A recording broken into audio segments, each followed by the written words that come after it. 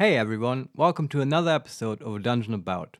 We start this one by anticipating the upcoming Summer Games Fest a little bit and thinking about, what we might like to see there.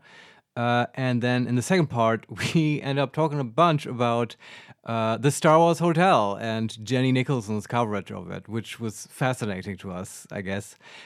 Just a heads up, in the break in the middle, there's a little bit of a spoiler for the House of Hope in Baldur's Gate 3. So if you don't want to see that, you might want to skip the middle part.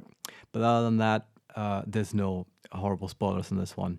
Anyway, enjoy this episode of A Dungeon About.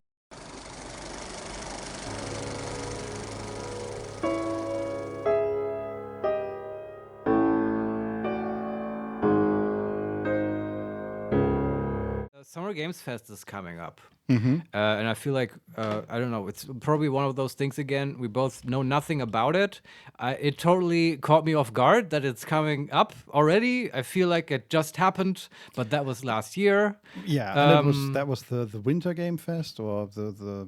Oh, there was also the Game Awards. Yes, but that's a different thing, of course.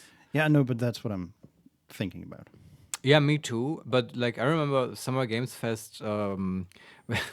We noticed it a lot because they featured, what's his name, our favorite game designer.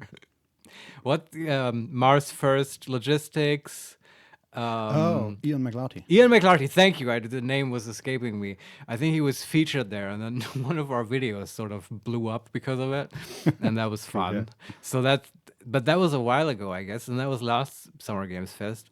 This Summer Games Fest, I don't know if Ian McLarty will be featured again, which is the only thing I care about, really.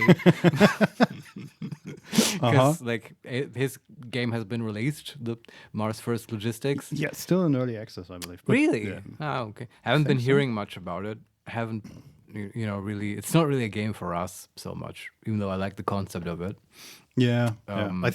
I've heard that there were regular updates, and it's interesting. The whole YouTube thing fascinates me because every time they released a patch, you could see a spike in our video. Yeah, it's really weird how that works and stuff. And you can also get totally obsessed with it. But we do our best to completely trash our YouTube channel by just playing Baldur's Gate 3 exclusively all the time. So, we've got this whole be authentic thing down, I think. Yeah. No time for YouTube. We have to play more. If by authentic you mean unprofessional and disinterested in growth of any kind, then we got it down. But, put a pin in that. Apart from Ian McLarty, I am sort of curious, though, about Summer Games Fest. Is there anything that we're anticipating? Any big announcements? Well, first of all, I've opened the website and can you tell me the dates when it's actually happening? Yes, that's literally like the website. I love the website. It's Summer Game Fest in the middle in like a multicolored orb, and then to the left live, and to the right June 7, and below it set reminder. That's what you want from a website like this. But why live? Live as in live. Okay, never mind. Yeah, and then on the top left is a countdown: 8 days, 4 hours. Okay, so it's like Friday next week. All right, interesting. Yeah.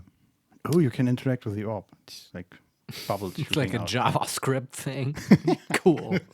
Wow. What a good omen. Jeff Keighley knocked it out of the park again. Yes, fantastic. Look, actually, do they say anything about? Didn't they release who was or which companies were there, or was that a leak? Yeah, no, there were lots of leaks from what I heard, and it's, I don't know. Some people were a bit frustrated by it, I guess, and not just the people whose stuff got leaked. It's just. Because it defeats the purpose, kind of. You want to watch this together as a community, right? And then be surprised at the same time by, wow, they are making Baldur's Gate 4 amazing. No, they're not actually. That's not going to happen. Don't get your hopes up. But and then all the leaking sort of, like, I'm not interested in talking about leaks because it sucks all the surprise and fun out of it, in my opinion. And it's also it's just a shitty thing. And it's like, did you notice how that's been happening more often? Like, it used to not be a thing really at all in like the games industry. I mean, And now I keep hearing about it, and especially like influencers, like YouTube people like us, kind of, but bigger, I guess, like leaking shit and breaking NDAs. And it's really, I don't know, it's very unprofessional. Did you hear that about the new Valve shooter thing? Yeah, that was leaked as well, right? Yeah.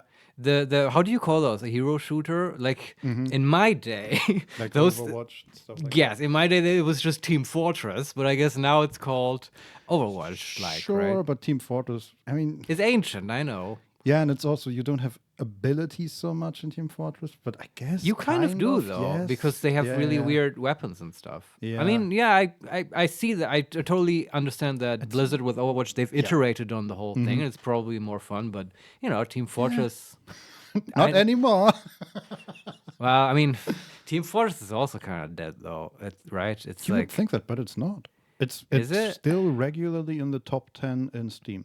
The It's top awesome. 10 most played in the last week, day, whatever. so that's cool, but it's just that this was years ago now. But my experience with Team Fortress 2 was always that I would log in and go on some server, and then I'd play for a while, and people would even chat with me and stuff. And then eventually I would, in a disheartened way, would notice that, oh, these are all just bots. This is all just fake. This is not real. And that was a huge problem. Did they address that? But they did address it rather really? recently, like in the last 2 years at some point. Okay. And I haven't actually played it, so I don't know how bad it is now. But Well, maybe it's all different because you understand my problem, right? Because now I hear these statistics and I'm thinking, well, those are inflated. Those are probably all just bots. yeah, no, but I think that was sort of the how would you say, the resurrection of Team Fortress, Right. because I think a lot of people had the same problem that you had. Interesting, and yeah. stopped playing, and now they I don't know how technical they got, how advanced their anti-bot system Right. got, but I do know that they gave the actual players a lot of tools. So it is much easier to kick somebody off the server, for example, Okay. if enough people agree, stuff like that. That makes me hopeful. Well, maybe we don't need more action hero shooters then, because Team Fortress 2 is pretty good. Unless it's the same company that did Team I know, Fortress 2. isn't that weird? Yes. But it's maybe, it's so Valve is a weird company anyway that nobody understands, and maybe it's just a different segment of the company and stuff. And it's also like this, there's like space in the world for like 2 Doom games, right? Or like Doom-like games and 2 strategy games. You can have multiple iterations or versions of a hero shooter. That's fine. And Team Fortress isn't going away. That was also just it's one of those games that just makes me happy to think about Team Fortress 2 in particular because it's just like so full of fun, and you feel like the people who made it had a lot of fun with it, and just the whole vibe and the aesthetic is so wholesome. Yeah. In my opinion, I just love that. But it's for obvious reasons, it's not a genre I'm super fascinated by. But to answer your question, I did hear about the fact that I got leaked, and I don't know. Do you know if that was also an NDA breach? Did they show it to like Overwatch pros or something? I mean, Valve showed it to a bunch of people, but I don't know if that was actually an NDA breach. Okay. No idea about the details, but I don't know. That is another area where Valve is kind of weird, I think. Well, they just, like, I wouldn't be surprised if they just, like, showed it a bunch of people with no contract or anything. Just, hey, we're thinking about doing something like this. Would you enjoy this? No? Yeah, okay, cool, thanks.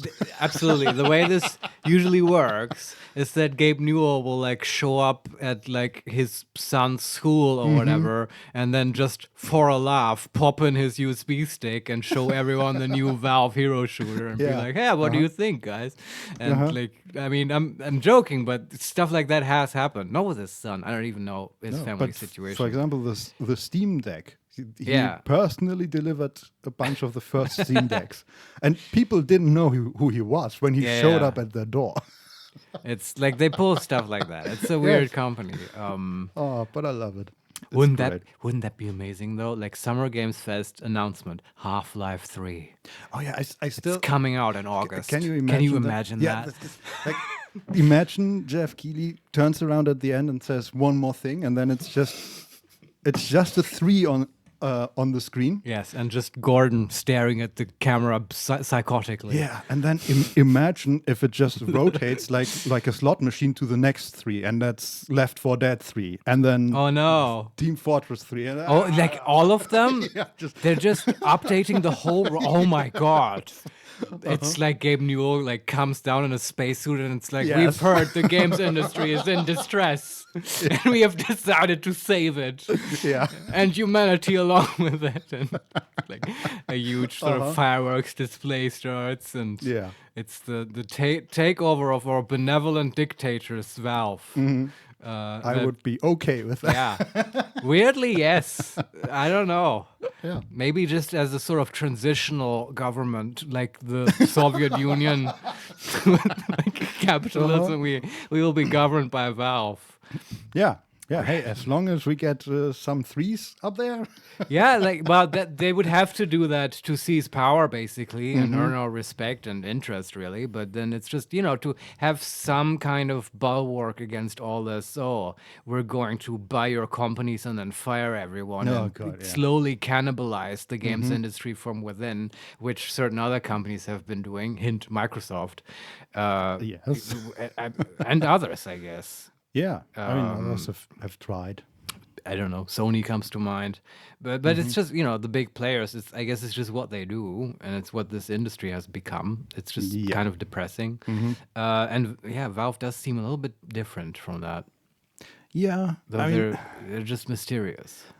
it's such a weird company Yeah. because, they can do basically whatever the hell they want. And it feels like they have no pressure because they have Steam. Well, they can print money. Yes. And I don't even know how many people work at Valve, but I No. don't think it matters because they can pay them no matter what. Yeah, I mean the big difference is, I might be wrong, but I assume from what I know, Valve is not a publicly traded company. Like you I think- cannot buy stocks from Valve. Yeah, I think Gaben is the owner, right? Yeah, I don't know exactly how. I mean, maybe not the owner alone, but Yeah, but it's definitely it's a private company, right? They're owned by someone, yeah. and that's why they can do that, right? Because normally, if this was a public company and they had a board of investors, of course they would be like, okay, how can we really squeeze this whole Steam thing? Like, you got a nice thing going here, but we could do so much more. But they don't do that. They just let Steam print money for them, and they sit around and play Dota 2. That's Yeah. yeah, it's what everyone imagines a game company to be. Every 8 years or so, they bring out some game that they've been working on and yeah. telling nobody, and it's revolutionary, and then they disappear into their hole again. Yeah, and I kind of love them for it. But if Half-Life 3 was a thing, I think that would be very interesting. Because other than that, to actually just let's talk a little bit about stuff that's not nonsense and fantasies that we produce. I don't really know what I would be looking forward to right now. Just games wise, that's coming out. Yeah, I think the stuff that I am looking forward to is not yet at all ready to be released. Like what Larian is cooking. What Larian is cooking? Sure, but that's like 5 years down the road. Sure. They also just released, so that's gonna be a while. Maybe GTA. But that's not coming out anytime soon, right? No, I mean, that'll be but a that's- huge thing. Yeah, but I think that's getting to the point where they can actually show footage. Yeah, like okay. they have released trailers. Yeah, okay. Also, and I there don't will know be. if Rockstar would they go to a summer game fest, I or don't know. would they just do it like Valve and have their own thing, or Blizzard, I guess. I feel like they are certainly big enough. They're almost like the biggest thing in games. It's just, it's not like I played GTA while I was growing up. Of course, I loved that series. Of course, I know it. It's just that you and me were not quite the demographic, I think, who is like super into those games. But I mean, I enjoy them. no, that's not, yeah, me too. But it's not, I'm making a different point, and I'm phrasing it badly. My point is the demographic that likes GTA and is anticipating GTA 6 is huge, Yeah. right? And it's like Yeah, it's just, orders of magnitude bigger than our little RPG scene, I guess, is what I mean. Do you know what I mean? I guess that's what I'm trying to say. Yeah. RPGs are a niche compared to GTA 6. Oh, absolutely. I mean, GTA 5 is, I think, the second most sold game ever. Yeah, what's the first one? Tetris? Minecraft. Oh, yeah, that makes sense. Yeah, and it's like they Yeah. have, I don't know, when did they release it? Like 2014 or so? And I mean, they did Red Dead Redemption 2, I guess. But basically, they've been living off GTA 5 money forever. Yeah. Though Red Dead is also big. Yeah, sure. But compared to Yeah. GTA, it's, Negligible. despite the fact that compared to anything else, it's still huge. Yeah. It's like GTA is ridiculous. And I think the demographic is, neither of us or anybody in this niche area we exist Our little in corner. is, I think, very interested in the multiplayer and the RP stuff that people do. All right. in GTA Yeah. 5. I think we've talked about it before. I like that it exists. It's just not Yeah. something I engage really. Totally. But I did, like, I think apart from San Andreas, I've played every GTA since at least Vice City. I played a little bit of 3, and I enjoyed all of them. Right. And I will probably enjoy number 6 as well.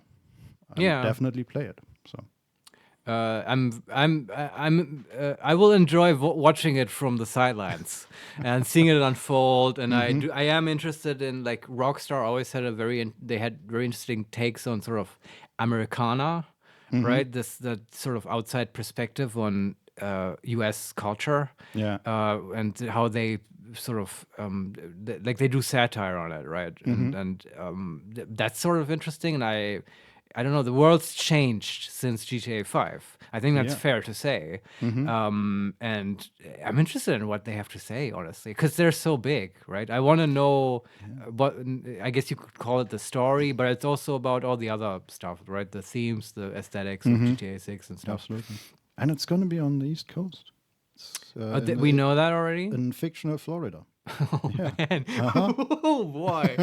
Yeah, yes. But it few makes sense. Stories to tell. I mean, come on. It's like, this is actually my secret favorite GTA, GTA Vice City, right? The one that's in the 80s. Yeah, And wasn't that already sort of set in Miami? yeah. That's what it felt like. Yeah, definitely. In like 80s Vice City. Yeah. Right. And that's Florida. So, I mean, because when you said Florida, I thought, okay, are we going to like ride hovercrafts through the Everglades while like strumming our banjo? Because that's Florida too, right? Yes. But you also have like cocaine-fueled motorcycles, you know, in Miami. And that's Florida as well. Yeah. Or are you going to ride Disneyland roller coasters in Orlando? I don't know. By the way, I looked it up. That is Disney World. Disney, is that the big? So, okay. So we're done with Summer Games Fest. We don't know what's going to happen. Yeah. You know. But we do look forward to it. Yeah, I do look. I will say this, okay? And then we have to talk about Disney shit for a moment. Yeah, okay. And I do promise we will play Baldur's Gate today. This is a wild podcast. I know. I'm just looking forward to be surprised from Summer Games Fest. I think it's going to be a fun event. Like Jeff Keighley has earned my trust, and I'll just sit back and relax and watch it, and hope there will be surprising things. And yes, surprising things, and hopefully many things. Because everybody... yeah, we're in a bit of a lull, right? Yeah, it sounds like the gaming industry is having trouble, and... well, it's after that killer year last year, and now it's sort of, yeah, it's not that much on the rise. It feels like 2024 is like the last good year, and now it's sort of going downhill. Though I still don't know if I actually like fully believe that. But we'll see, I guess. As I said, I want to be surprised in a good way.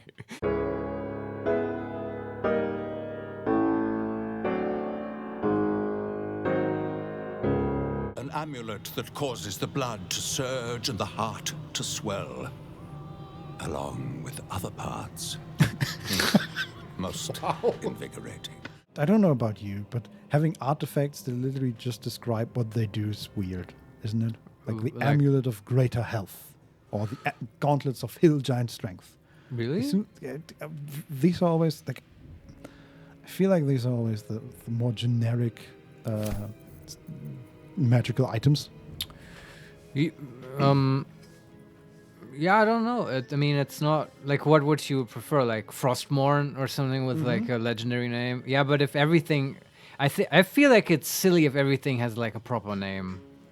I agree, but this is a vault where he shows off his coolest Yeah, things. that the answer to your question is I don't have a problem with these names because they're also classic D&D items, sort of. But Sure. I do think it's weird that he, at his level, has like the gloves of Hill Giant Strength in his sort of, Yes.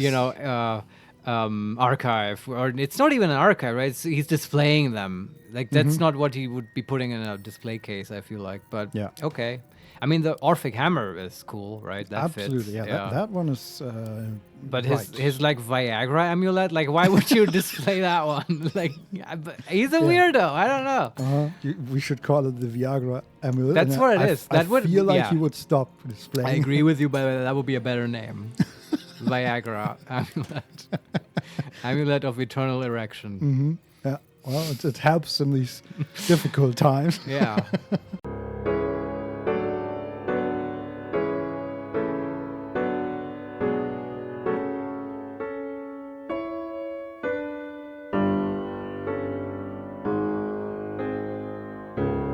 So, how do I couch this? So I guess we had a discussion about Disney, and it was really because of that huge Jenny Nicholson video, which I am totally happy, even though this has sort of, I guess it fits nerd culture. Like, I don't know how else, and I guess it's sort of about RPGs because, I mean, Star Wars. yeah, and okay, now can we talk about this for a moment? Yeah. Now I have to go deep into this. Because, and this is actually relevant because, so Disney a while ago announced and also opened and had running a Star Wars hotel, right? In one of their Disneylands. Yeah. Like, I don't know where exactly. I guess in California, right? No idea. Yeah, but it doesn't matter. They had that thing, and what the idea behind it was that you can go there, and it's super expensive. Number one, like I don't know, think 4 to 6K for like 2 nights. You can't stay longer. It's not like a regular hotel. But while you're there, it's like it's extremely themed, and you're basically partaking in a bespoke role-playing experience that will, it's like you're not going to an actual hotel, you're going to a Star Cruiser, and you're like in space, and you have to get shuttled up to the cruiser and stuff. And then there will be actors, and there will be like sort of environmental storytelling and little games and events and themed food and stuff, and it's all like this huge experience, right? And that's why you pay so much for it, and it's so it was a very interesting thing to do by Disney, I would say. And apparently, famous YouTuber, I enjoy her stuff a lot, Jenny Nicholson, she went there and stayed there and tried it out, and apparently it was dog shit. I don't know. Well, yeah, at least. I mean, that's a bit not yeah. worth like 4 to 6K for 2 people. At least her experience was dog shit, I guess. I think not everyone out there had as bad an experience, and it's been closed by now, though, so it can't have been that great. No, I still think if you go there with your children and they just run around and do like little games and stuff like that. Yeah, but I think it could be fun. It could be fun, but do you want to pay like 6K for that? No. It's the thing when you could go to, I don't know, like a park. Yeah. You know what I mean? And because depending on your kid's age, they have fun with anything, honestly. It's also like, I keep watching this one with my niece and my nephew, who are in like the 5 to 6 age range. And it's like, why do parents buy toys, right? It's like, you can just give them a plastic bottle and they will play with that for like half an hour. I don't know. It's, Yeah, but then you can't return the plastic bottle. Well, sure. No, I mean, Yeah, no, I some get you. some It's things true. are more interesting to kids, and especially as they get older as well, they might be more demanding. But anyway, I was just trying to give context. That was like the the video that came out, I highly recommend it. I will not retell the story of the video here. It's really good. And it also, I wanted to tell you this anyway, it also apparently got really big. I don't know. I opened up Twitter, I think, yesterday, and I had a post by Jenny Nicholson where she was like talking about her interview with the Rolling Stone magazine, which was asking her or like interviewing her about her Disney YouTube video, which is... Yeah, I don't know. That's the world we live in now, I guess. But I can totally understand that because I have watched stuff of her before, and though it's really well done, I never really got into it. And even after, like, I started the Disney video and just sort of watched it all the way through, and it's, I think, 4 or 5 hours long. Yeah, it's like a mini documentary series, basically. Yeah, and I still don't know exactly what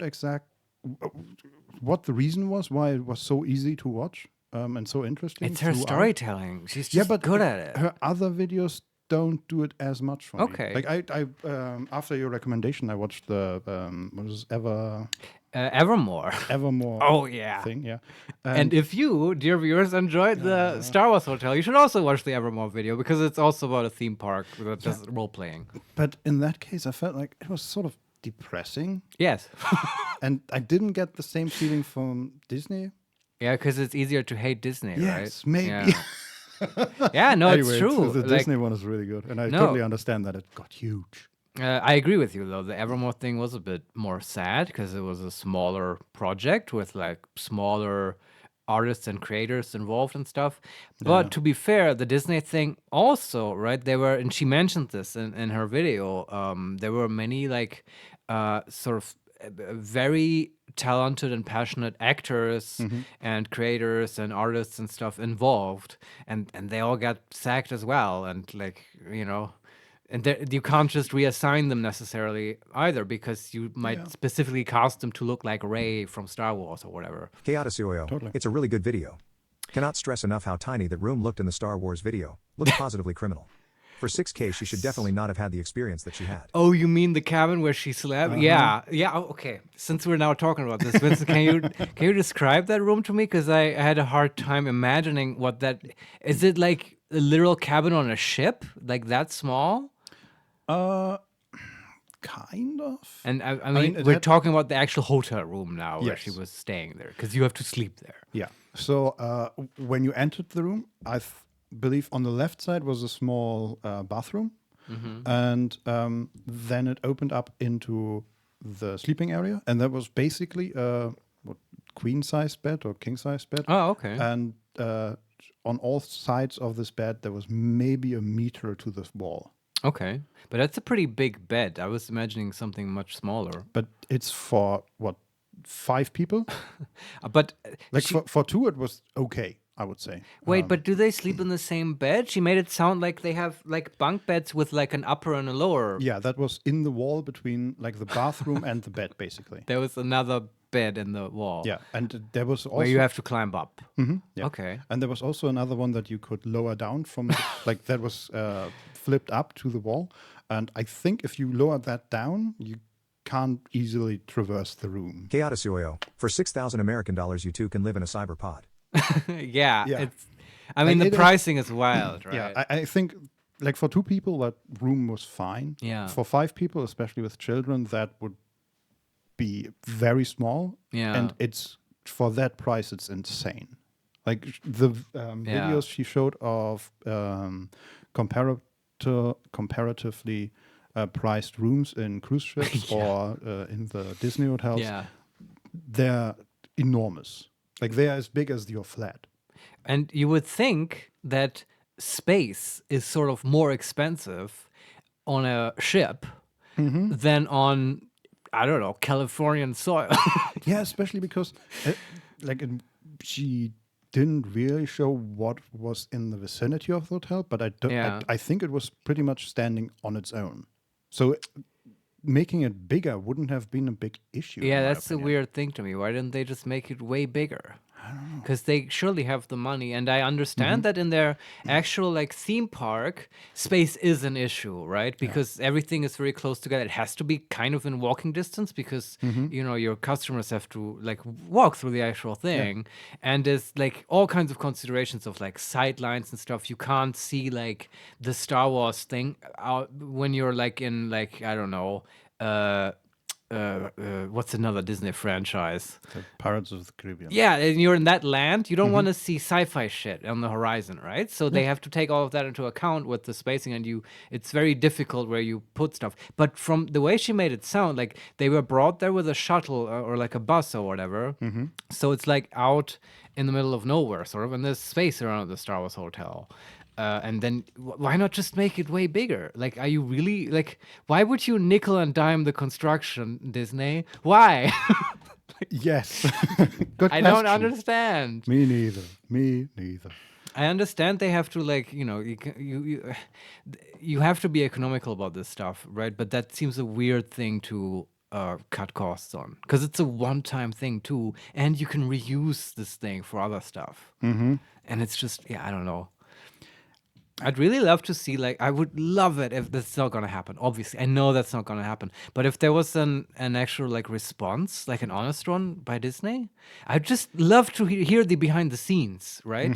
And I'm even okay with it if it's, like, horrible corporate, like, just evil, like, this were our cold-hearted, like, snake-like considerations. So it's okay. We know that's what you are. It's just, we want to understand you better, okay? Yeah. I would listen to that, but it's not gonna happen.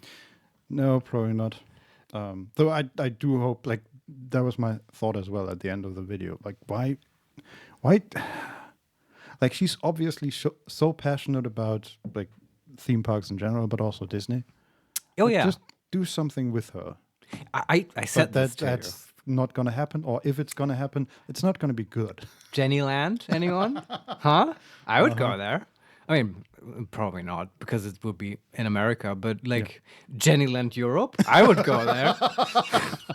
I said this to Vincent. Like, they should just give Jenny Nicholson like a bunch of money. Like, how much would she need? Let's start with like 500 million, and then just somewhere in Utah open a theme park that is like her vision of what a perfect theme park would be, because she is so. Knowledgeable. Yeah, she's so knowledgeable and she's so critical and like but, I mean that's why I love watching her. She manages to be I love some of the commentators accusing Jenny of, quote, having the wrong personality for her bad experience during the trip. The diplomatic version of have you tried smiling more? yes, it's wild. I love seeing all of her Twitter posts because she says exactly that I don't know. There's just people out there who will they would follow Disney into death, I think. Yeah. I mean, even in the video, she showed a lot of posts from people that had similar issues, and the responses were, in very many cases, well, maybe you didn't play it right.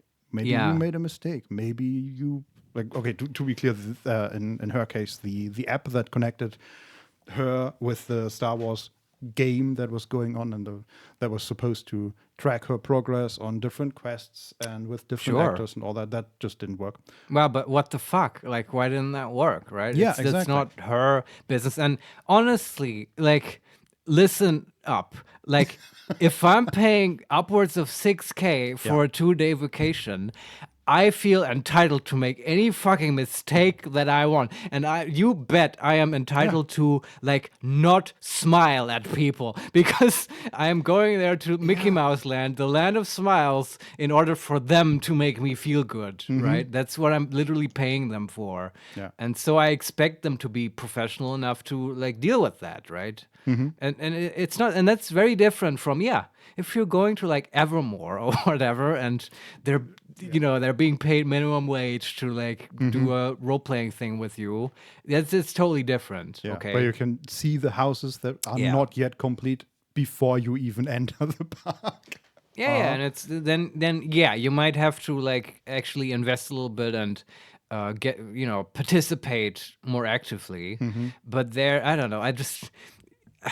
I think it's so sad, her like talking about how she was so excited, very obviously, about her Amicia Taupe character, which to me is now Star Wars canon, right? Yeah. And she had a costume and everything, and would go up to those actors and be like, "Yeah, I'm Amicia Taupe, a sort of noble heiress from Coruscant," and they just looked at this adult woman with like confusion in their eyes and made her feel bad, like she's a weirdo for doing that, when I don't know. I mean, they're all doing it. God damn it. Were they though? I mean, I could also see that many people, yes, will not do that level of role play. You know, right? I mean, like the whole experience is that basically, right? She's just a bit more into it than, I don't know, the 50-year-old father of two Sure. who's sort of being dragged along. Or like kids who have never heard of Star Wars Yeah. and that's Are there fine kids too. who have never heard of Star Wars? I mean, yeah, if you're a new human child that just out of the factory. yeah, that just hasn't experienced Star Wars yet. Like somebody has to show that to them. Like and the list is long of important nerd stuff. And some, like I keep Yeah. thinking about my nephew and my niece, like because they need to learn this stuff. Like where do I start? Lord of the Rings, Star Wars. There's like a billion movies and stuff. Like you know, and Have you heard that they're making a new Lord of the Rings movie? who I don't even know. Yeah, apparently Peter Jackson is involved too, and I'm just But he's done them before. yeah. We have Lord of the Rings movies. Yeah, I don't just- need any more. yes. Who's making it? Disney? Are they behind this as well? I don't know any details. I don't know how much is known at this point. It's very early, and my reaction was the same. Like we I got mean, the Lord of the Rings. we even and have then- the Amazon show. Yeah, and then The Hobbit was not was problematic for a lot Yeah. of reasons. Also made by Peter Jackson, but not from the very start. Yeah, that was There- not his fault. Yeah, that was I don't blame the him whole for that. a whole thing. And then we got the Rings of Power, and no. Yeah. And now they continue to cannibalize it, and I'm just not into it. It's like everything else. Yeah. But oh well. I think that was my point, and I guess that's the last thing I'll have to say about this. But it's that would set everything right, I think. And that's my vision for the future. Valve takes over the games industry. Jenny Nicholson starts her theme park after the collapse of Disney. Yes. And like that like I don't know, that would make me very excited. Like and I like, why isn't that a real thing? Why isn't that happening? Because if she's so big, man, she gets interviewed by the Rolling Stone and stuff. If she just opens up a Kickstarter, like, hey, kick me some money, I'll open a little bit of a theme park. Yeah. Don't you think she would make millions? Probably, but I really have no idea how expensive a theme park is. Yeah, I don't know either, but I know who would know. But yes, Jenny Nicholson. that's maybe why she hasn't done one yet. Yeah, maybe. Solarion, so it was a realistic Star Wars under Disney experience after all. You expect to have fun, pay the money, and then get scummed. God damn it, you might be Oh. right. Well, Yes. you mean because like that's the same experience we've had with all the movies? Yes. Kind of. Although I did like some of them. I enjoyed The Force Awakens. Yes. I thought Kylo Ren was a cool iteration on Vader. Okay. I mean, you don't have to agree. My point is I'm not like by default I'm not gonna shit on every new Star Wars thing. Like people liked The Mandalorian, I haven't watched it. I know you liked Andor, Yeah. right? There are some good things, definitely. The Mandalorian, Yeah. the first 2 seasons were pretty good. I haven't actually watched the third one or the whole connection to Boba Fett because that, I don't know, Right. that didn't feel very interesting to me. But Andor is absolutely brilliant. And what was the other one? Solo, that was not so good, I think. No, there was Ashoka. Oh, was yeah. the other one. That was, I mean, And Obi-Wan. yes, I haven't watched that one, but Ashoka was basically like, I don't know if I would call it a good series, but it had a lot of good lightsaber fighting, and that is, Sure. I enjoyed That's- that. I know. That's the stuff that turns me off. That I am anti-cool lights. I'm anti-fun, basically. Yeah, you monster. Yeah, I know. But it's just that's my overall take on it, right? It's just too much. they're just cranking it out from the assembly line. It's I don't know. It's going to dilute the magic of this franchise, and that makes me sad. Yeah. But yeah, anyway, I guess that's all I have to say. And okay, that's how we got into this. Vincent and I had a stupid discussion about where is actual Disneyland, like children wondering about it, and we couldn't quite figure it out. Because there's many locations by now, and they also have it in Europe and stuff. Yeah. Right, So, in Paris. And I was convinced there's one in Orlando. yes, there's one. And there is. Okay, And that is the big one, Disney World. That is as big as a small city. Yeah. And the original one is in somewhere in California. Right. That is Disneyland. Interesting. But that was the original, right? That was the original. Yeah, but somehow the Orlando one is bigger. I guess real estate is Yes. like cheaper in the swamps of Florida. Yeah. The one in Orlando is literally somewhere in a forest. And they just, Yeah. I've actually been there. Like, not actual Disney World. I told this to you, Vincent, I know, but like it's interesting. Like the whole Orlando scene, like they've got lots of parks there, not just Disney, and it's a weird fake city in a way because of that. I mean, honestly, everything in the US is sort of fake anyway, from my weird European eyes, because when you step out of a plane or whatever and you walk out of the airport and you're in the US, at least from me, I always felt like, oh, I'm now in a movie, because everything here looks like in the movies. You know, just the way the streets are spaced and cars are moving around and stuff. It's not like we don't have cars in Europe, but you know what I mean? It's just different. I mean, I only visited the East Coast, Right. and that has been like that was 15 years ago.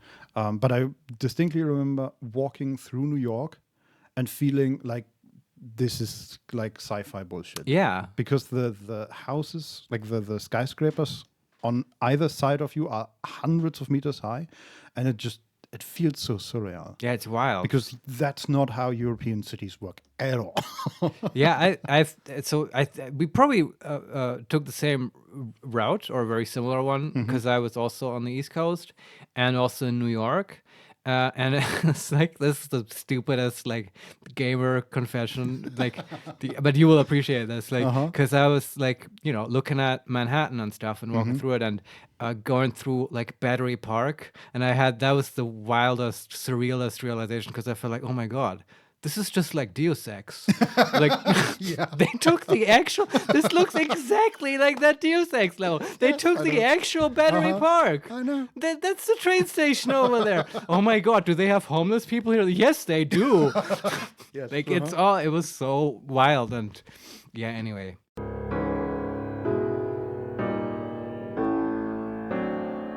I hope you enjoyed this episode of the A Dungeon About podcast.